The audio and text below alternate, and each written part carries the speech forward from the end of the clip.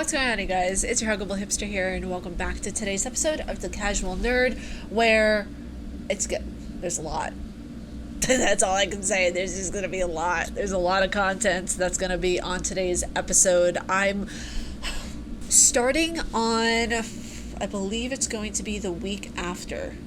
I need to check my calendar, but I believe it's the week after. There are going to be hour-long episodes of Silent Hill Homecoming. The main reason for this is because I want to get this game done before Ori and the Will of Wisps hits the market, hits the shelves, hits GameStop, hits everywhere, because honestly, I want to be able to start playing it like the day it comes out. I get the deluxe version on the 11th in the morning. There's going to be an unboxing and the first episode of the gameplay, both in one day, so there'll probably be like a double upload of a video. And you know what's also cool is that Resident Evil 3 Remake comes out 2 days before the channel anniversary. You guys, I've been on YouTube now for 4 years. 4 years? Cheers, how? Just imagine if we got to 2,000 subscribers by the time Resident Evil 3 comes out. That'd be amazing. Okay, let's do this. Resident Evil 3 Remake, new gameplay footage, 13 minutes, no commentary. We're not watching that entire video, ho.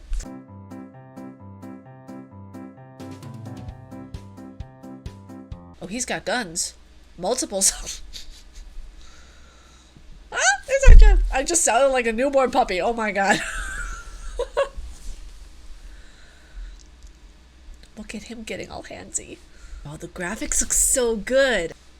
Oh, they're talking about our boy Nemi.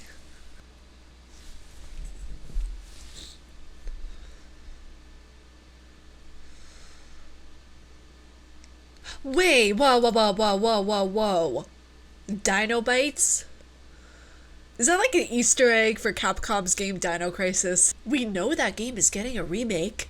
We know. We knew. We've been... Oh my god. This is smart marketing. I like this. Dino Bites. So tasty. They might go extinct. Okay. Oh, the map looks gorgeous. So... Oh, wait. Oh my god, this is just bringing back childhood right now. This is so cool. Oh my gosh. Oh, I see how they're doing it. They have gameplay bits and they're splitting it up different places. Okay. Oh my god, this is so cool. Oh my god, my childhood. Why does Carlos look like a wet dog? I'm sorry, I just look at his hair. Wait a second. Look at his hair. He looks like a hot wet dog. Oh my god. I feel like he's like the kind of guy who would just be like who calls his dog Scruffy. Oh my god, you can see the sweat on Nikolai's forehead. Oh, okay. Alright, wait, we're seeing some combat. Oh my gosh, that looks okay. I don't know why I just thought of the first game whenever I saw the zombie take a bite out of her. I feel like they're mimicking the same kind of mechanics as the first game, only better. You see, it's somewhat of the same mechanics that they're using for from the second game as well. Actually, it's the same mechanics they're using from the second game, but it's mimicking the first one as well with a lot of this stuff, and especially like the noises and stuff that you're hearing from Jill. Like, she sounds identical to the voice actress, even though it's probably not. Oh, they're gonna be okay. Barrels are gonna be my best friend in this game, apparently. Great. I'm gonna love this. Shoot the barrel. There you go. There you go. Ah!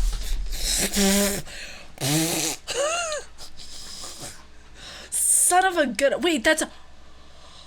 Oh my god, Nemi looks so good. Oh wait, he has a rope. He has a rope! Ow! Wait a second. Wait a second. I think I would jump like that. Coming out of that wall like the Kool-Aid man. What's with that rope? Why does he have a rope? Oh my god, he looks like a freaking dominatrix. I never saw that before. I never noticed that until now. He looks like a really, really big dominatrix. Wow. Oh my god. Nemesis got gains. Oh. Oh, Mr. X could never. Oh my god. Oh wow. That We're gonna have one hell of a time with this game. Oh, this is so cool. The way that they did the remake for the Nemesis, Nemi, our friendo. It's good. I give it an A plus. Oh. Oh, he has a tank on his back. Oh. Oh, now he angry. Okay, Mr. Nemi, we know you angry. You... That did nothing. I'm just so entranced by all of this. This is just so... My childhood is crying right now. Oh, this is gonna be one hell of a boss to beat. I can already see it. Why are you shooting in air? Why are you wasting your bullets? Waste your bullets on me. Oh, okay, so facial shots are key, I'm guessing. Yep. I'm already getting annoyed and I'm not even playing the game. Oh, his face looks like plastic surgery gone wrong. Oh my god. That was the gameplay for Resident Evil 3 Remake. I'm kind of speechless too in regards to the entire thing, because the way that they're remaking these games, the way that they're redoing the second game, the way that they are just doing a lot of this stuff. You know, the seventh game was, I think, the stepping stone for Resident Evil in regaining the fans' trust back after they just released 6 and they released that abomination. They needed to do something. I feel like Capcom knew that they needed to do something in order to regain fans' trust back. So they created 7. Then after 7, they were like, okay, so let's remake all the games that were a part of our fans' childhood. And that's what they're doing right now, and I think it's such a smart move. And the next game that I would love to see the remake is 4. I would love to see a remake of the 4th game and the very first game again. Because you have to understand, you guys, Resident Evil remake of the first game was remade and released in 2003. So you have the first remake, a second remake, and then the HD remake. But then with this engine that they have right now, I feel like they could do what they're doing right now with 2 and 3, they could do with number 1 and 4. Although, I don't know what they're going to do about Leon's hair, to be honest with you. I feel like they have to keep it in the same 90s boy haircut mannerisms. The same with Ashley. I don't know if you can find a voice actress who can sound as annoying as she did, okay? I'm reliving my childhood all over again. So next up in gaming news, we're going to be discussing some Cyberpunk. Cyberpunk is really outdoing themselves, you guys. You want to know why? Because once you buy your copy of Cyberpunk 2077, you don't have to repurchase it for the new Xbox that's coming out later this year. Once you buy Cyberpunk this year, you automatically get your free upgrade once the Xbox Series X comes out. Now, Cyberpunk stated in a tweet, and they said gamers should never be forced to purchase the same game twice or pay for upgrades. Owners of Cyberpunk 2077 for Xbox One will receive the Xbox Series X upgrade for free when available. Now, you guys, this game has been in the works for years. I am seriously predicting that this is going to be a major masterpiece of a game. I really think it's a smart move on their part, considering the fact that not a lot of game companies really do this. For example, GTA 5. There are so many people who have had to buy the exact same copy of GTA 5 at least 4 or 5 times from the people that I've spoken to. So I'm just very happily surprised that Cyberpunk 2077 and the team are going to be taking this step in making sure that people get that good experience, because I'm all about paying for DLCs. I'm all about giving the developers money when they deserve it, and whenever it's something like they work hard for this, so they should get the money that they deserve for making this game. Whenever people, especially like game devs and companies, take us by surprise and do something like this, they have faith in their product. They know their product is going to be good, and I love that. Not to say that other games and products aren't good, but whenever you have to repurchase a game so many times, I feel like it's an easy cash grab for a lot of companies. Oh, this is easy cash grab, let's take money from people. It's not like that. Whenever you have a console and then it upgrades and then you have to get the new upgrade for the game for that console, it's just an automatic thing that people don't even really think about. They don't really think of this side of it where it's like, oh, let's not make people pay again for a game. People don't even really think of that. Again, this is not a diss to the game companies who do this or anything like that. I just think that it's really cool that a game company actually is going forward and making a conscious decision to say, okay, let's make the upgraded version for free. Next up in gaming news is Fortnite. There's a second chapter. Let's move on. Next up in gaming news, let's get into some Xbox. I sounded that with a lot of force. Xbox. I get really happy about Xbox, though, you know me. So Xbox delivered its new features. The newest features that are coming to Xbox Series X, we have them. This new console coming from Xbox is basically, for all intents and purposes, like a computer. Now, the new features, everybody was kind of confused on it because people didn't know what a teraflop was. There are 12 teraflops. Now, unlike a gigahertz, which actually measures the processor's clock speed, a teraflop is a direct mathematical measurement of a computer's performance. Now, specifically, a teraflop refers to the capability of the processor being able to calculate 1 trillion floating points per second. Now, let's say, for example, something has 6 teraflops. This means that the processor setup can handle calculating over 6 trillion floating point calculations per second. So the Xbox Series X has 12 teraflops. That's 12 trillion floating point calculations per second. So the next thing that they put into the console is variable rate shading, and this is really important because variable rate shading allows for games to look more realistic. It'll dynamically start illuminating scenes to show how light is, for example, how it's reflected, how it's, refracted, all that kind of stuff.